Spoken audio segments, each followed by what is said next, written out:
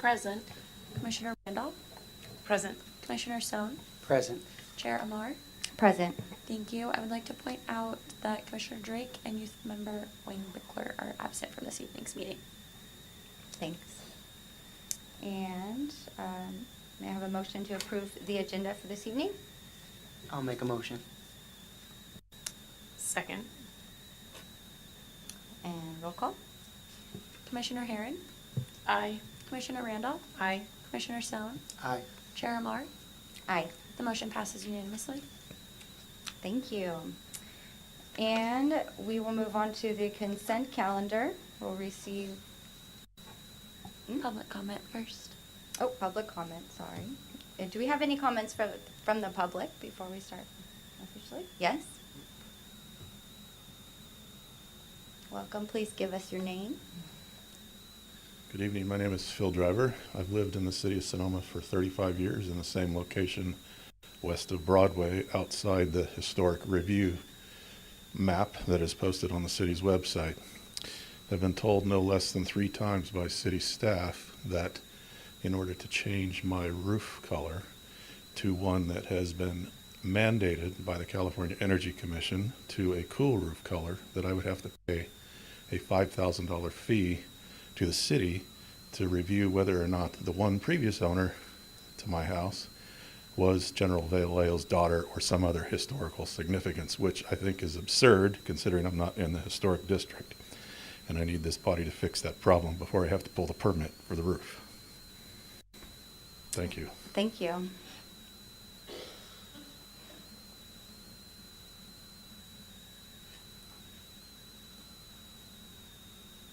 Do we have any other public comments at this time?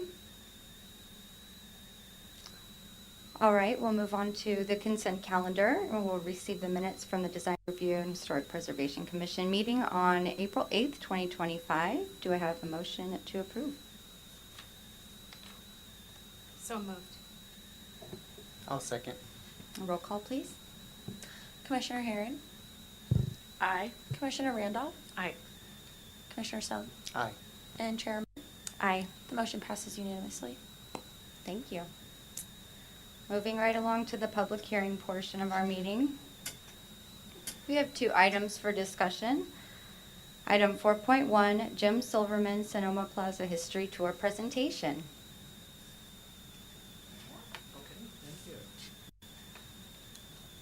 Good evening. My name is Jim Silverman. I live at 1535 East Napa Street. Have lived in Sonoma since 1989. And thank you to the Commission for this time on your agenda. So I apologize for reading, but I want to be brief. I hope I have something to offer the city, and I want to be clear about it. What I have to offer is SonomaPlazaHistory.org.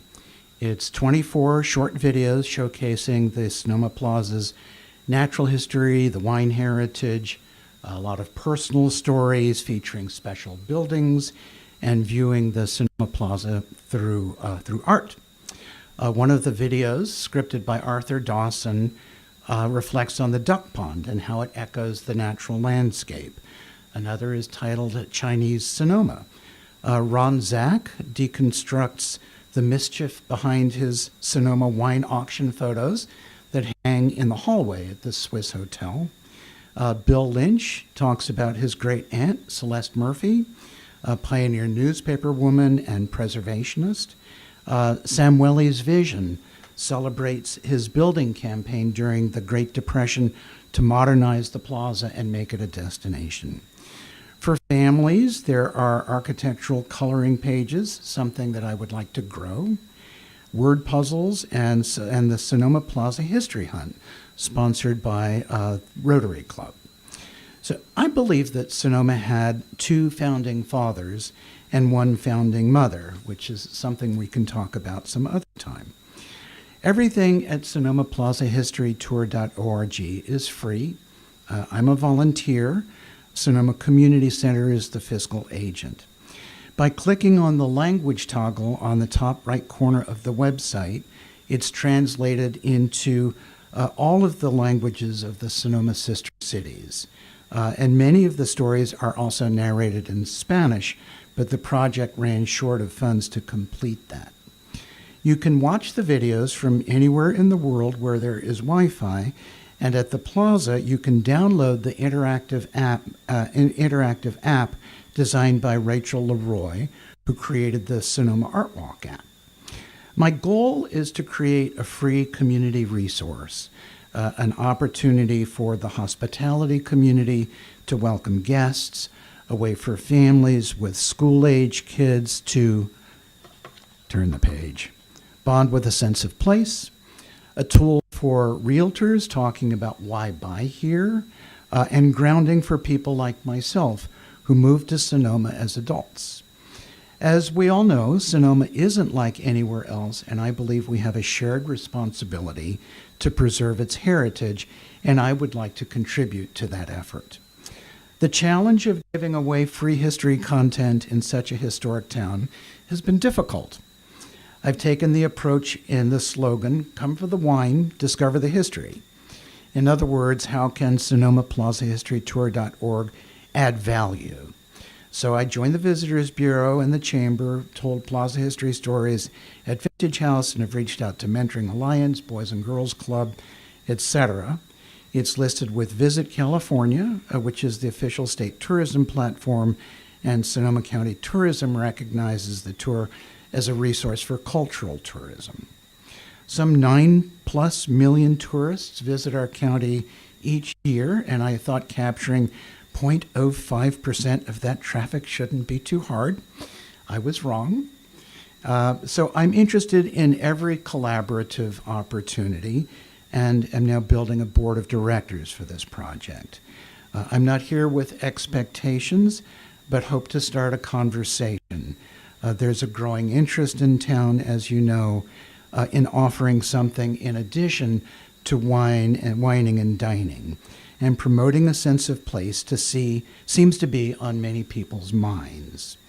So let me back up to talk about Mike Acker's portrait of Sonoma Plaza and illustrated storytelling, the Sonoma Plaza History Tour, my upcoming performance at Sonoma Community Center's Andrews Hall on Wednesday, October the 15th.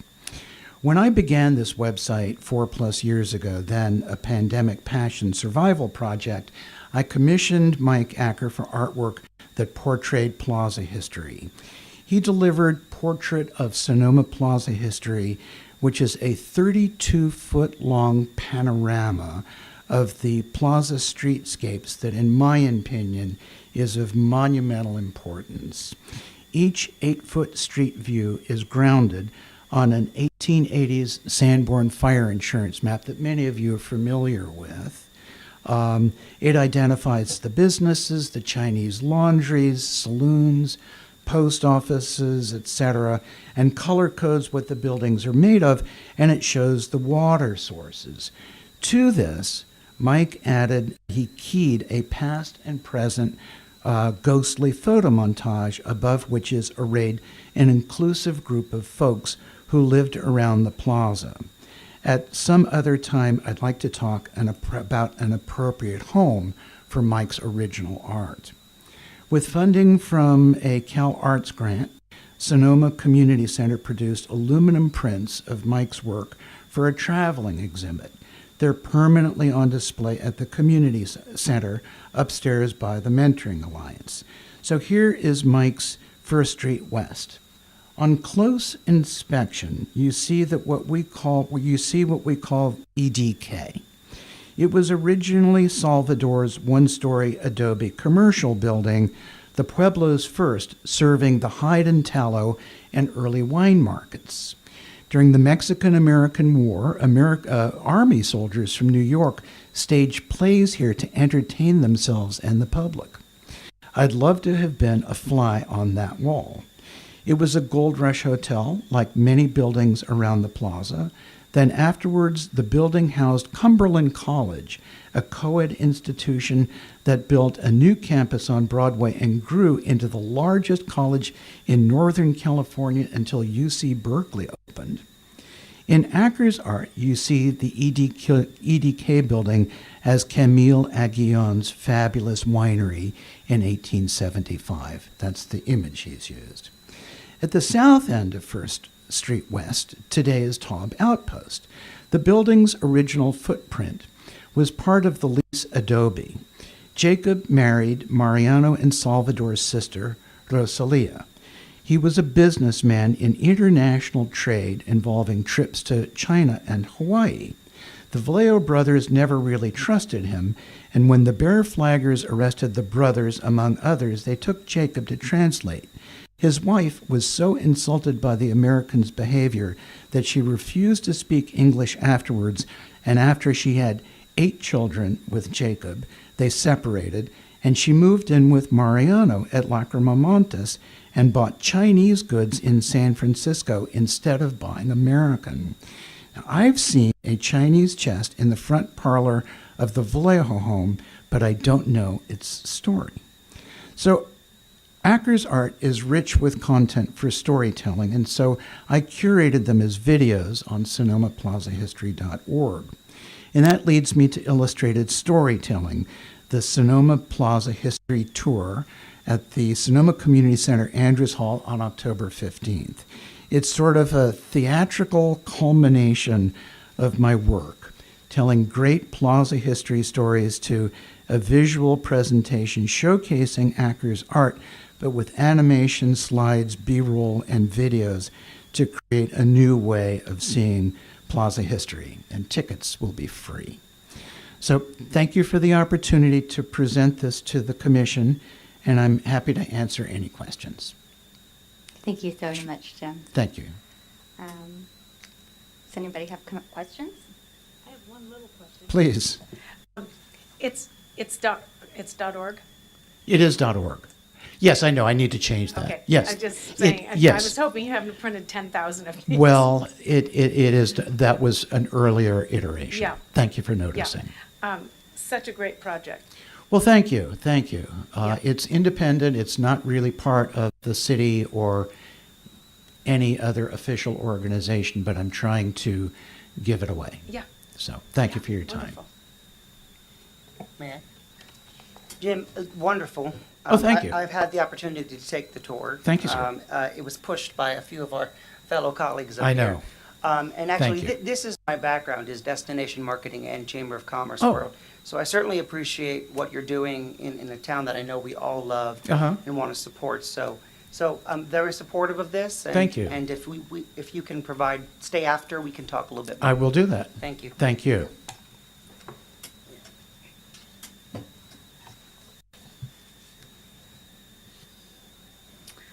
Okay, and we have item 4.2, discuss design review ordinance update and next steps. I'm wondering if before we do this, should we address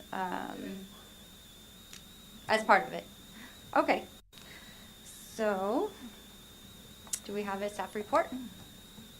No staff report. I'm just gonna go over things. Okay. with you. Answer any questions. We're keeping it informal. Thank you. All right. So, when we last saw each other, we had talked briefly about some of the changes that I was presenting to Planning Commission and the discussions that had been happening at Planning Commission regarding design review and basically modifying the design review's role. And we had talked more about what our new commission's gonna look like moving forward a little bit. Unfortunately, we haven't had a meeting since then, so it's done. Goes into effect in, let's see, 3 weeks. So the adoption was last week by City Council. So with that, I wanted to highlight what those changes were and then start talking next steps for us. And, you know, what that looks like could be multiple things. And so that's part of what this conversation will be, is to start thinking. And we already have a meeting scheduled for September. As of right now, we don't have any signs, but you'll continue to review signs until we change the sign code. We are looking to change the sign code to make pretty much, like we talked about with everything, Here, we're trying to change, if you do it this way, you get it done administratively. If you want something different, you go to a hearing. And so we're creating that process right now with Planning Commission, of what that looks like. If there is interest from design review for some of you to sit on that ad hoc committee, that's part of that discussion today. I need to know, they haven't had their first meeting, but your input, I think, would be valuable because you guys have been reviewing these for quite a while. So, you know, how the changes, and then what you guys have approved in the past and things like that. So Jacob is leading that effort, with 2 planning commissioners, and then Bob Sanders is helping, with that. So that's the signs. So you're still doing signs. The thing that's off, so I'm going to go through all your duties, but the one that you'll see here is the architectural review, and then the demolition permit has been modified and removed from your purview. But going back to the top, we're calling this Historic Preservation Commission now, not Design Review but we're just going to be the Historic Preservation Commission. We are going to be focusing again on city council policies and programs around historic preservation. We do not have the draft yet of the element for cultural resources, cultural and archaeological resources. When we do, I will be bringing that to you guys, and we'll be going through that together.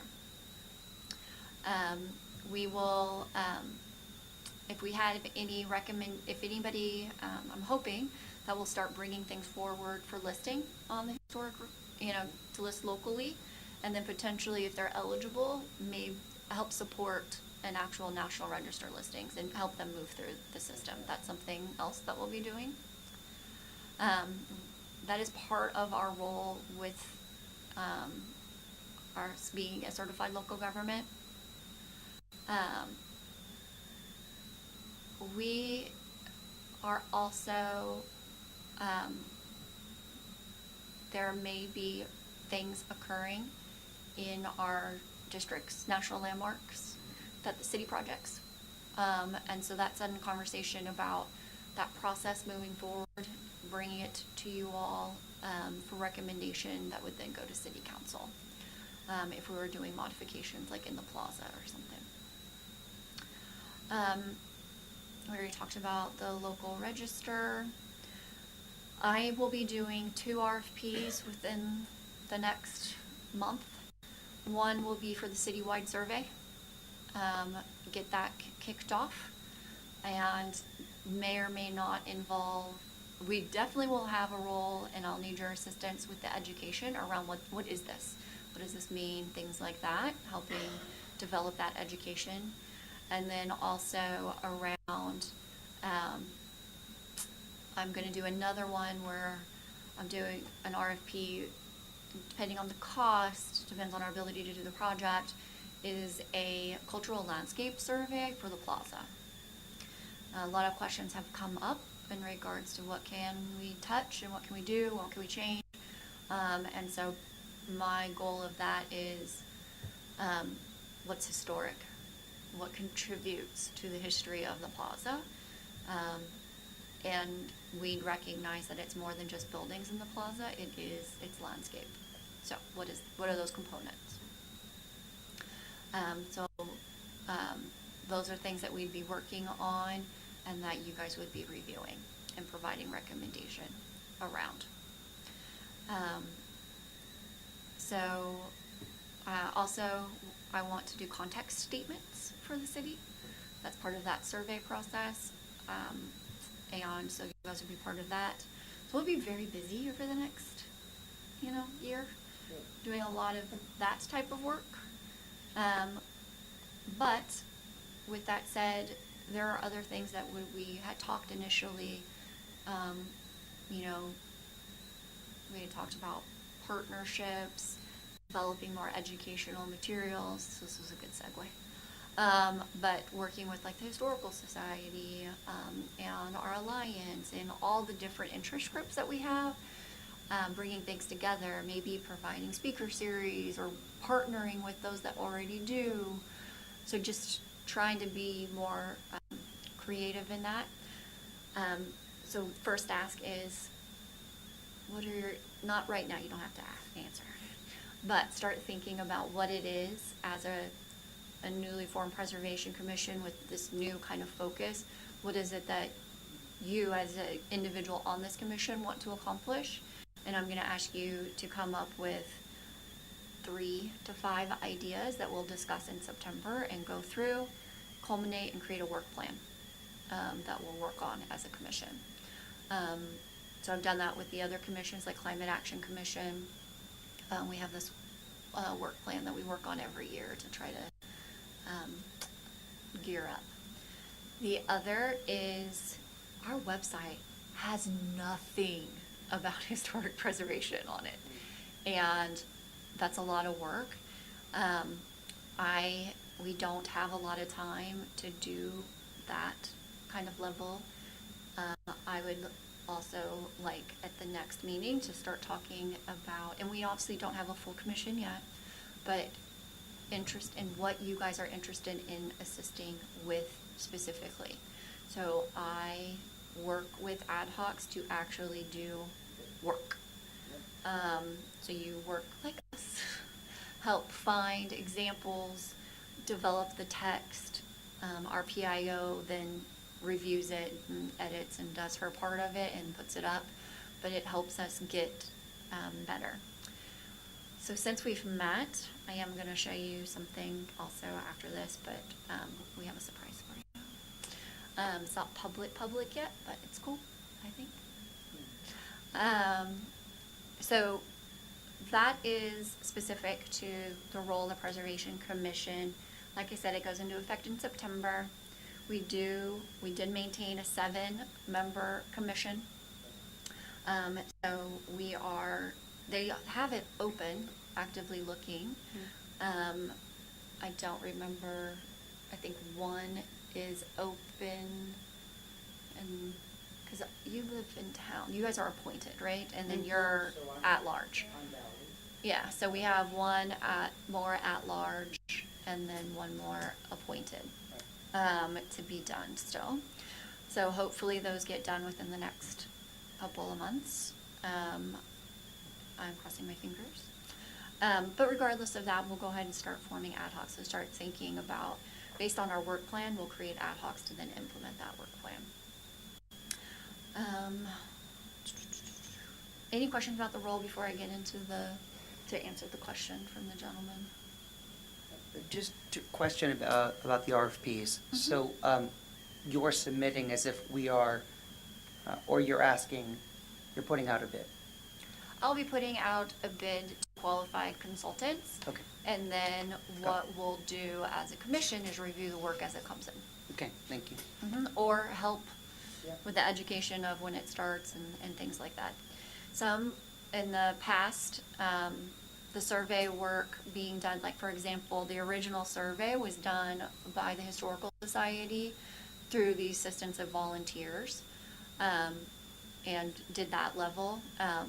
And so there may be, depending on cost, an opportunity by which we would be kind of doing a combination of volunteer and qualified consultants. That's through the regular ordinance of the bid process? Yes, that's our Okay. policy. Thank you.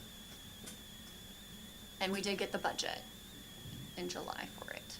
So I have the money, it's just a matter of them coming in under that amount. So that's that. With the ordinance changes, there were, the design review section itself got changed, and we modified what goes to major and what goes to minor. So some of what, even we talked about this previously too, we're still going to require anything that's doing any kind of like major, in the sense of like they're doing an addition or modifications to a building, to get the historic resource evaluation done until the point in which we have the citywide survey complete. So we're gonna still require it until that is done and adopted. But the difference is, if the HRE comes back and it's not historic, then and doing this for residential.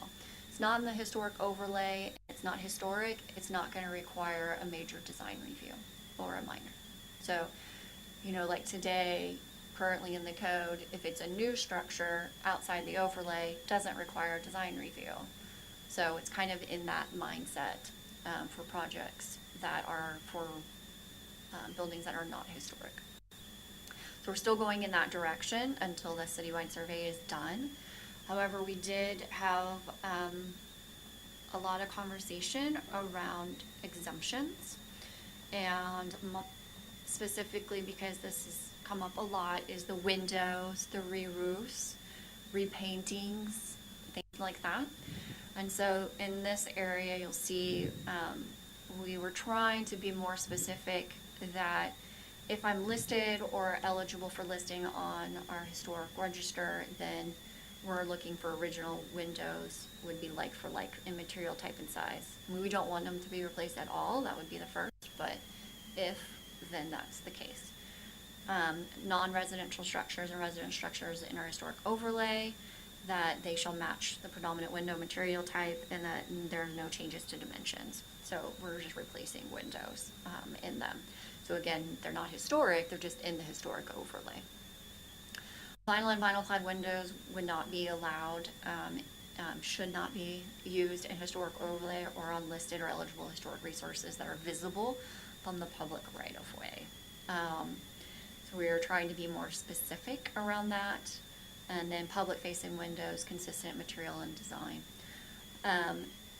This is our, otherwise window replacement is exempt. These were kind of like our clarifiers for specific projects. Again, like we talked about, if you don't want to do this and you want to do something else, then you need to ask. And that's when it would bump up into planning commission.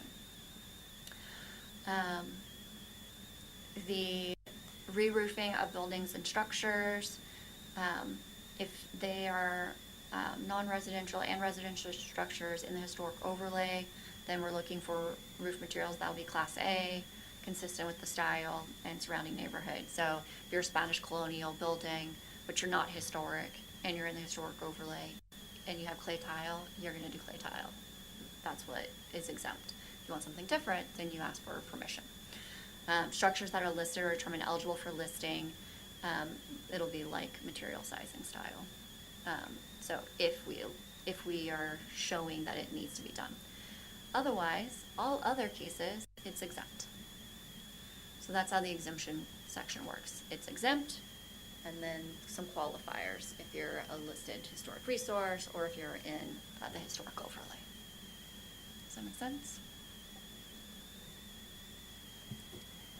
Yes. So what you just said about roofing, how does that relate to our question on the table today? I'd have to look specifically at his project, but it's potentially exempt. Mm-hmm. But in a month, Yeah. couple more weeks.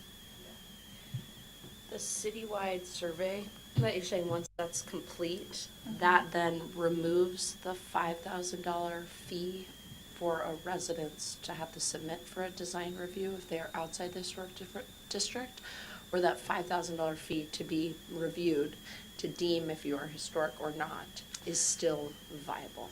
So the, is it a 5 or 3? Oh, yeah. Okay, so $3,000 is the historic resource evaluation deposit. That's the amount if, once the historic survey is complete, that amount will go away for homes that are over 45 years of age. So if the house is built in 1980, right now you have to get a historic resource evaluation, determine if you're eligible or not, and then also then pay for, let's say they were modifying the front. Then they pay also for the design review costs. So that's staff time, it's noticing, so all of those associated costs. So that I think is another $2,000 in deposit, so it's, and then sometimes it costs more, depends on the complexity of a project. And then, so that's what it is today, regardless if it's historic or not. And I'm talking outside historic overlay right now, okay? In 3 weeks, if you're of a certain age and you're doing modifications to your structure that fall within any of these categories, not the exempt categories, but any of the other ones, we need to know if you're historic or not. So that's the $3,000. If you're not, then you go straight to building permit. If you are, then you're going to design review. This is for residential, non-historic overlay.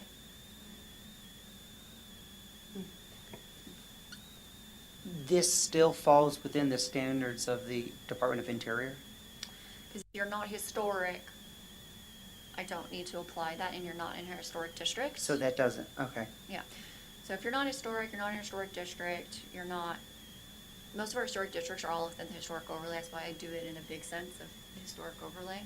What we would be looking to do is, when we get all that information, part of what they're gonna do is look to see, do we have any other historic districts that we may want to identify in the city? Because right now, we only have the one residential historic district, right, the Sebastiani. Is there another historic district in the residential? And part of that question is, do we want to keep the historic overlay? So Planning Commission is veering towards, we don't need a historic overlay anymore. And so my question to that is, because we'll identify all these resources, that may be, or are there certain streets that actually contribute to a district and that we would maybe want to identify? We would need, when you do a district, you need integrity and you need density of resources. If the statement you said about the Planning Commission, I might misunderstood it, but are you, if we keep the historic overlay, the potential for them to have to make decisions would be more or less if we get rid of it?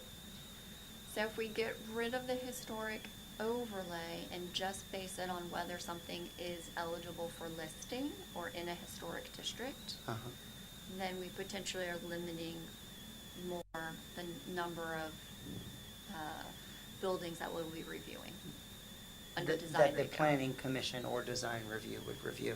It would just be administrative. Mhm.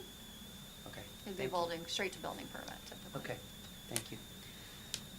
With this, we did do a minor. I know, I hear that there was a minor back in the day before I got here. So we are bringing back the minor design review and have created a process for review around that and noticing. So it's a notice of intent to approve that would go to the property owners within 500 feet.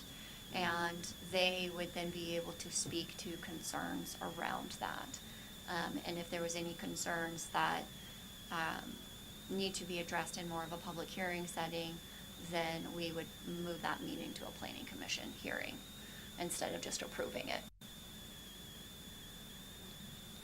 I have a clarifying question. Sure. So, this is going back a little bit. So the city survey, I'm just repeating back to make sure I understand. So the city survey, the desire is that at the end of that, we'll have X number of properties that have been listed on that survey, and therefore the historic overlay isn't needed because we have the list instead. And then the DHRs will no longer be needed because we already know who's eligible because of the list. Is that right? Correct. Okay, so the list is huge in the funnel. Yeah, so the list is, going back to, I don't know if you've ever seen the original book of the Yeah, survey. yep. It's gonna be with more information Yep. than that was, Mhm. right? So, because when you look back at it, a lot of it is, I still have to do work to determine whether it is or not. It could be because Right. of state people or something, but I still need to do a little bit more. this will get us just a little bit further in that. And at the end of the day, we should have DPR forms for every single potential resource that we've identified.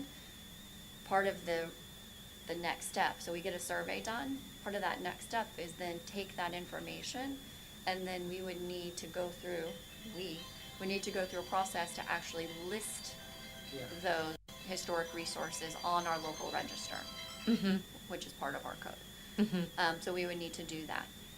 It may be that they identify a district, right? And so we would So do then- the same thing for that. Once we have that information, then we potentially could narrow down these. So right now you can see the text, residential buildings located in the historic overlay or listed or determined eligible for listing in the historic register. So we would narrow that down to just residential buildings listed or determined eligible for listing in our local register. Yes, and so one thing is you have the survey with a list, and within that list, there could be chunks, i.e. districts, further helping, further streamlining things. And then is the list, I'm sorry, I should know the answer to this, extending past where the current overlay is? Yeah. Yes. So we're gonna do So- a complete city. So it's okay, Whole that's all right. city. Remembered, but No I more wasn't. east side, west side. Yeah. Mhm. So it's We're doing a whole Sonoma city. City. Okay, Yeah, so part of it may be that when we do it, you know, usually what happens in the citywide survey is we'll start with GIS, look at the age of buildings, and then starts basically a drive-by, where we're kind of driving around and checking integrity, and seeing, do we have pieces together? So that's part of what that process would be. Yeah. They would also take the old survey and the old list that we have and see if it's up to date. If you remember, you weren't here, but you three were here when we went, I wasn't here.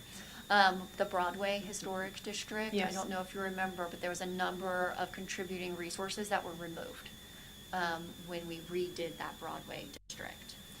So that's kind of the idea behind it too, is that we're basically dusting off what our old list was and refreshing it, seeing if it still has, if those buildings still had integrity as we previously identified them, or if they've been modified and really aren't historic anymore.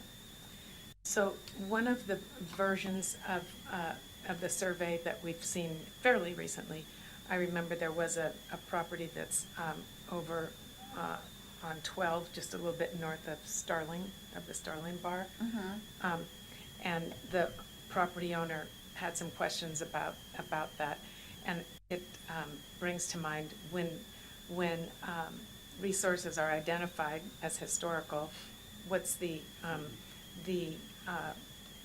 owner information feedback loop if you don't even know that you're living in a historic spot or a historic property? So what two different things on Okay.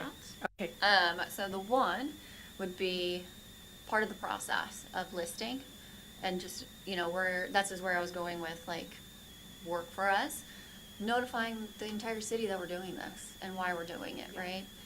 Because people are going to be against it. We know it. And then the other part is, you know, as we go through the process of actually listing properties, notifying property owners. I'd have to look back at our code of whether a property owner here has, if they have to say it's okay or not. I don't know. And then the other aspect is, and something that came up in a conversation I had last week, is, and something that I've felt is the case for all jurisdictions I've ever worked, is realtor training, Yes. right? absolutely, Smile, absolutely. Kelly. Yeah, absolutely. Yeah. Yeah. Because- Realtor training of helping so that people know when they're buying a What they're getting house, into. what they've bought. Yeah. 100%. I mean, I get it. It's part of one of those questions where it's like, I don't really want to know because I'm not this, you know. But it helps. It helps, and it helps. you know, one of the other things that we'll be doing is redoing the entire ordinance, all of it. But that'll come after we do a general plan. Mm-hmm.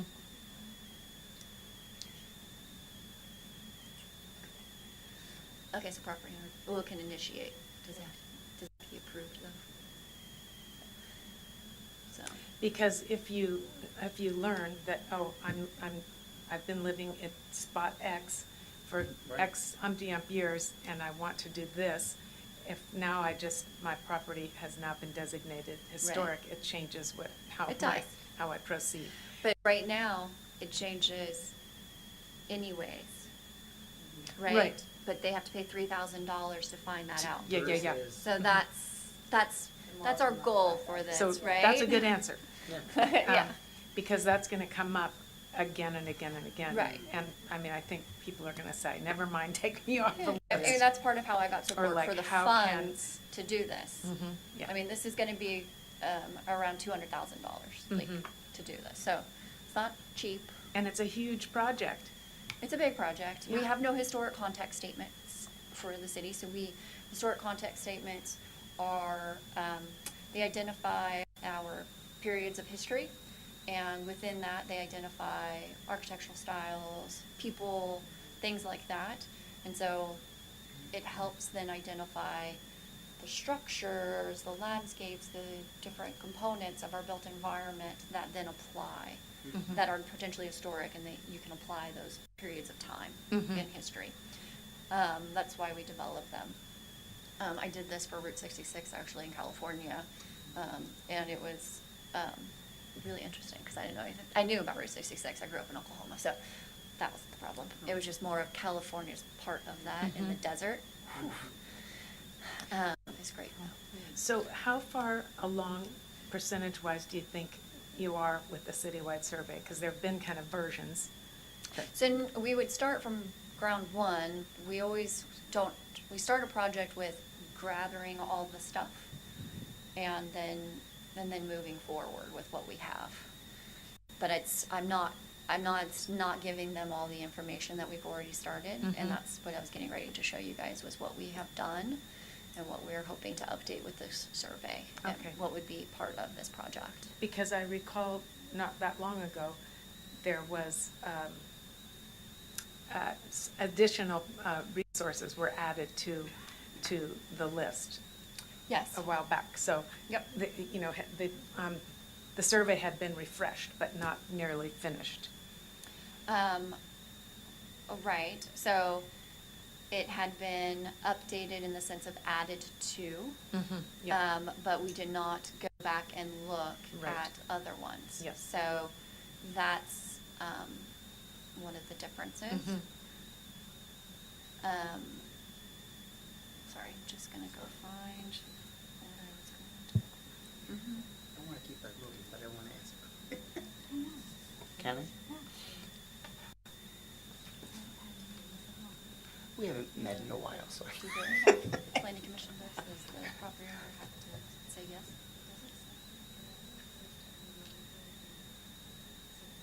Okay. Yeah.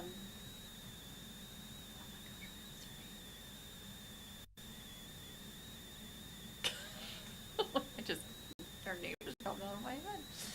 Sorry, just a second.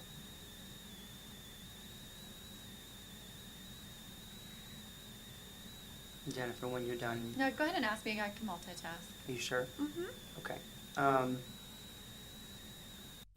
So for the public who's just hearing this and tuning in for the first time, a couple questions. So we've done a survey before, yes or no? Yes. Yes. We have. Do you remember the last date, or is there an ordinance that dictates when we do it, or what's the decision on the time frame, the timeline? Every 10 Usually it's years? every 5 years. Every 5 years, okay. Mhm. And we're looking at a $200,000 bid to conduct this survey with multiple steps. So it's also going to be including that historic context. So moving forward every 5 years, Mhm. you're only looking at what's changed in that 5 year, 5 years. right? So we're looking at everything that's 45 years or older that hasn't ever been looked at now. And then in 5 years from now, there's only gonna be X number of buildings it. that aged. Perfect, that's Right. perfect clarification. Second, the bidding process, I had asked this earlier, it's the regular municipal bidding process Mhm. through city council ordinance. What are the prerequisites? Do you happen to know of assigning the bid, other than like, It's a professional, contract, so, but and- obviously it would be like where, a recommendation would be brought to council from staff? Yes. Based on, what, three? Qualifications. Qualifications based on they've done Stuff with this, us before. stuff with us before, so and so forth, there's no conflict of interest, but it's, what is it? They have to meet the Secretary of Interior standards for their Okay. qualifications to, Got it. to actually prepare the documents. So that's kind of Okay. the big one.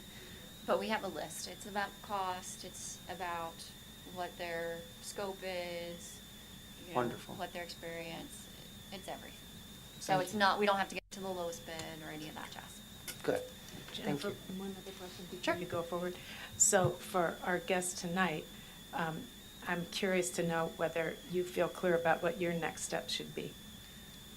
I heard first it was exempt, and then I heard that it might be added back in 3 weeks in this new grouping on the west side of Broadway, which is now currently not under the historic Mhm. overlay district. So what, do you have a recommendation for, should the gentleman come to the Natalie desk? has his contact information Okay. and has been in contact with him and knows what the address Okay. is, and so she'll be able to right. let him know the Okay. timing, of that.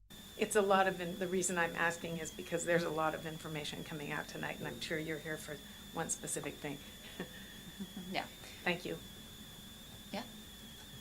So then just to clarify from a timing perspective, when you said this is gonna go live in 3 weeks, that's the exemptions that you just reviewed with us and the rerouting through planning commission and or if it's a major design review or minor.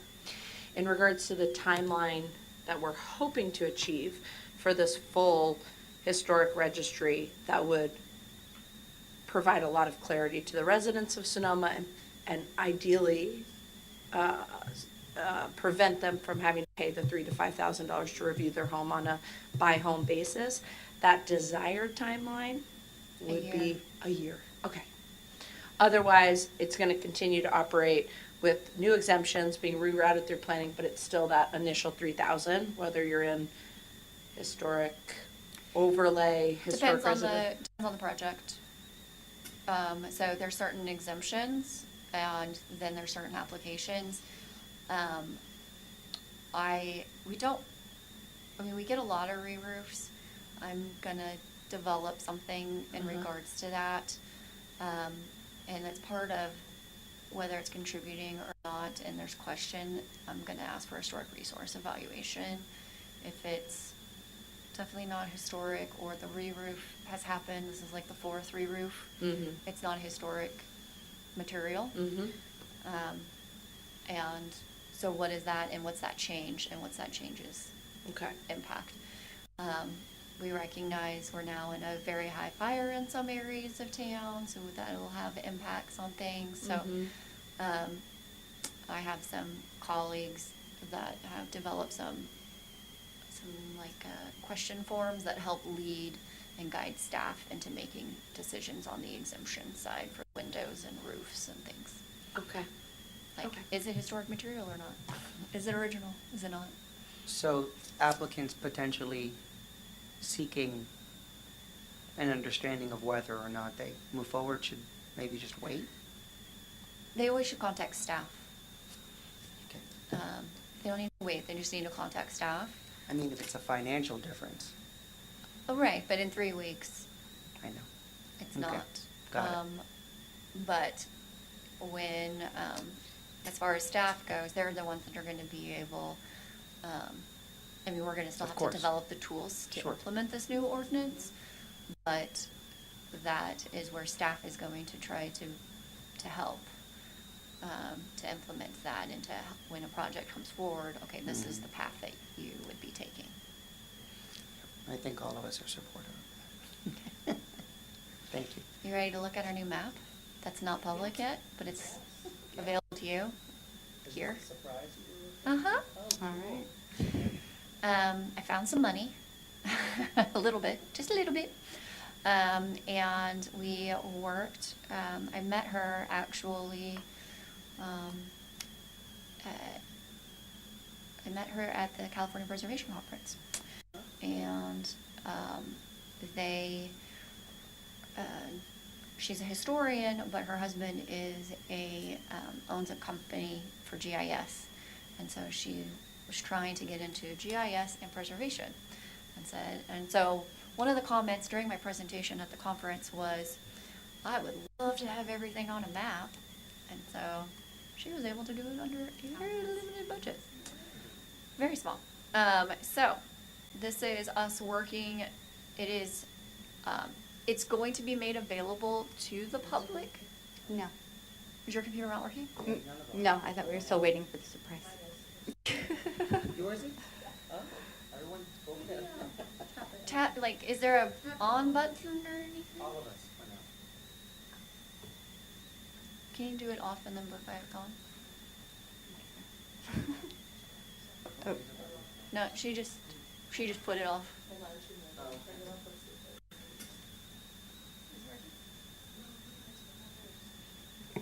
Can you hear us? Can you ask the suspense is killing me. I'm sorry. Do you want to come look at it from the audience? Yeah. Okay.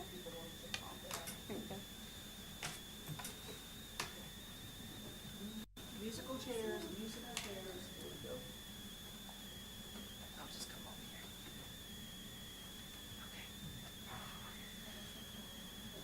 Well, that's weird. Okay, so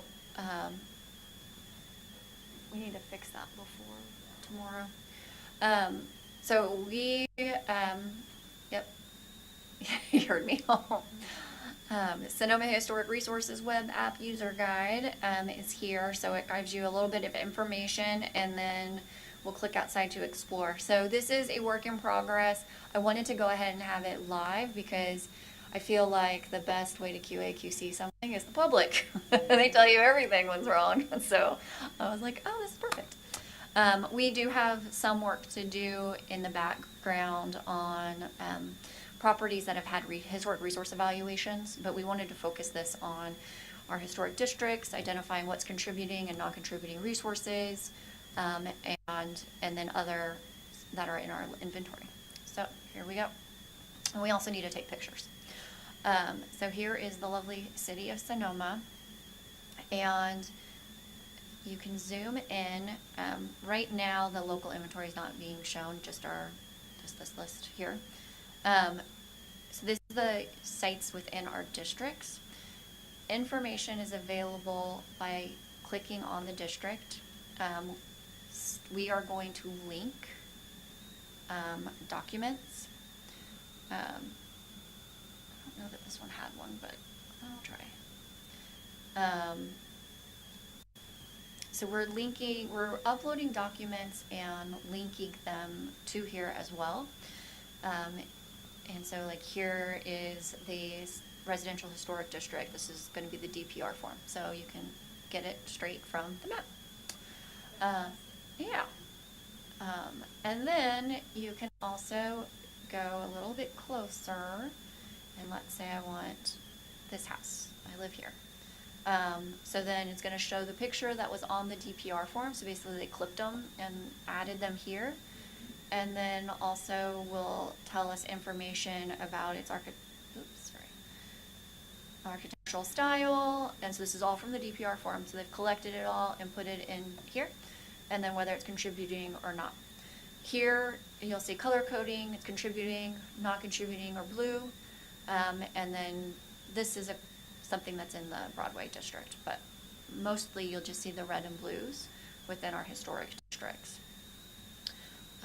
So again, here's our plaza, and then I get the original National Register, and then again,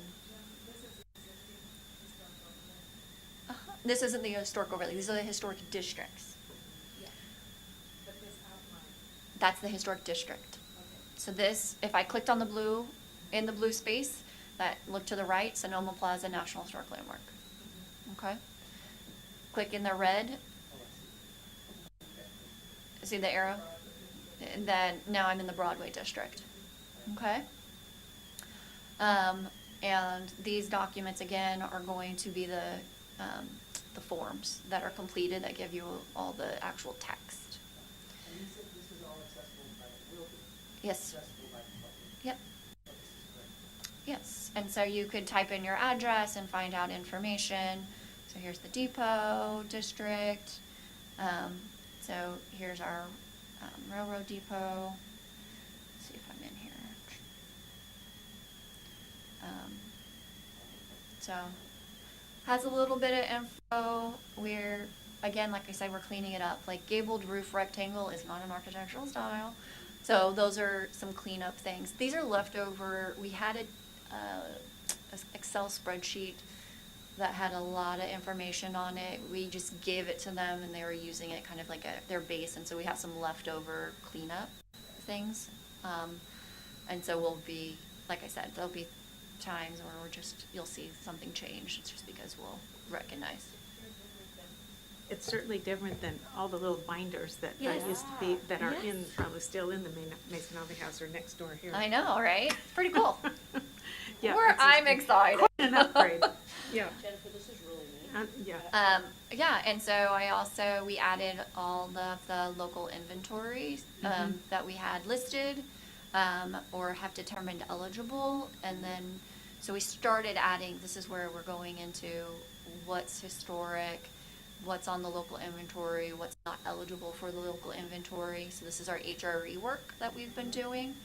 And so, if I turn off, oh, that didn't work. So, let me turn Well, off bravo. districts. Well done. Maybe it'll turn off. No, it's not You working. don't happen to know how many other cities have this that are certified? Yeah, there's other cities that do, but we've never. That's what's important. It's about us.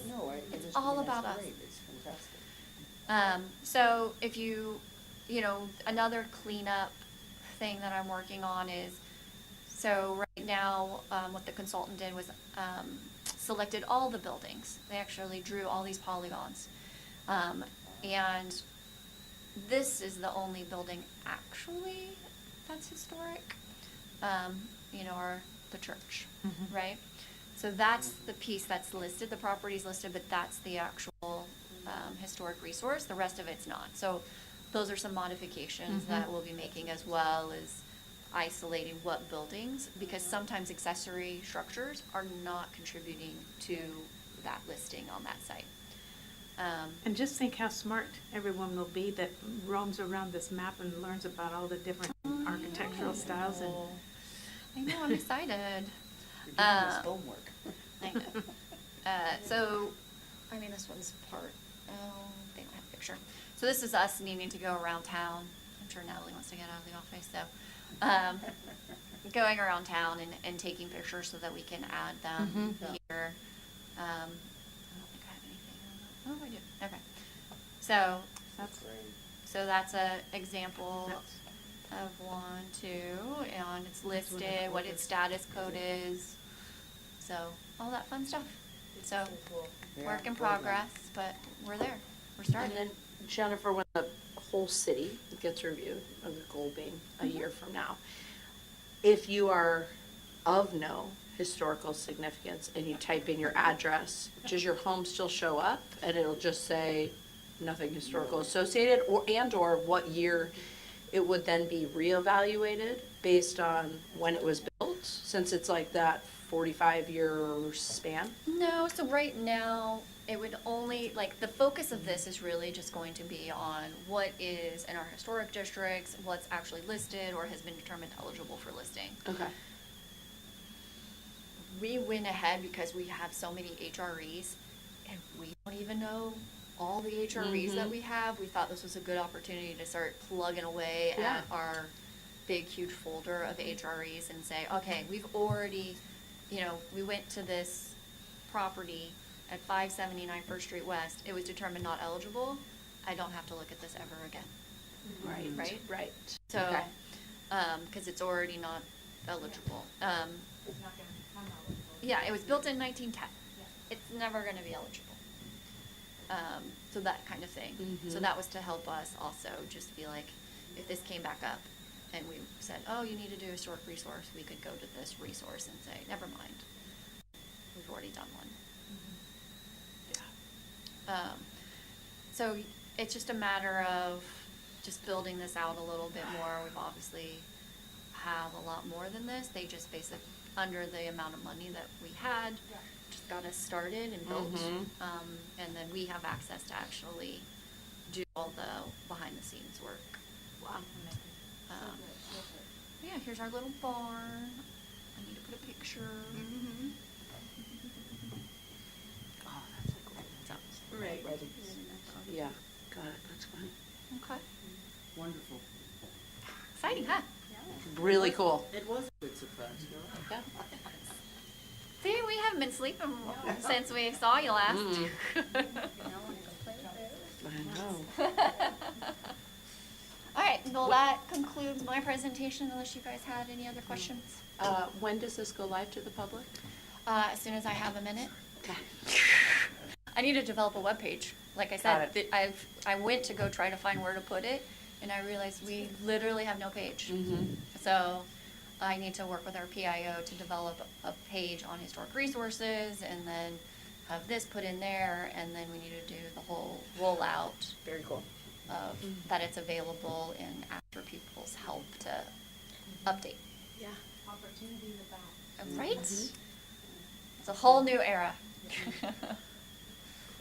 Alrighty. Natalie will send us a reminder that it's up and going. Yeah, let us know when it's live. Thank Yes. you.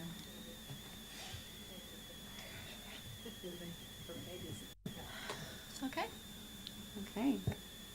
Does this conclude item 4.2? Okay.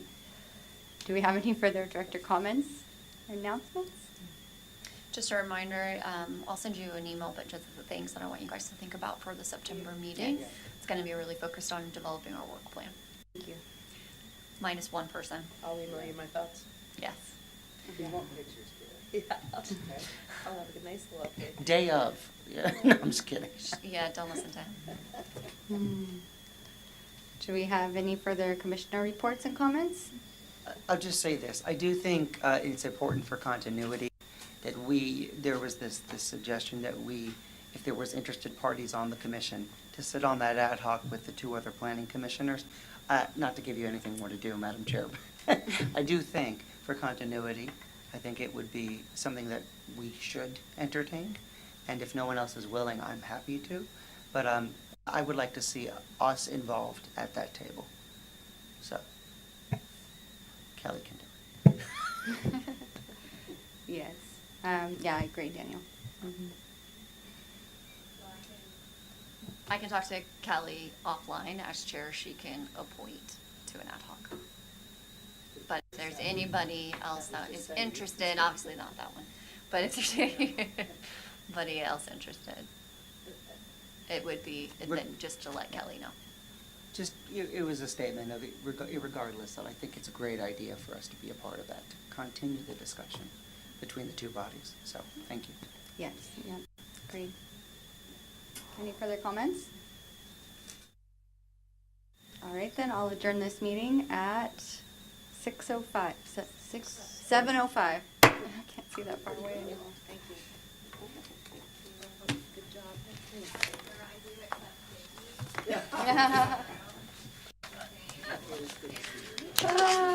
Yes.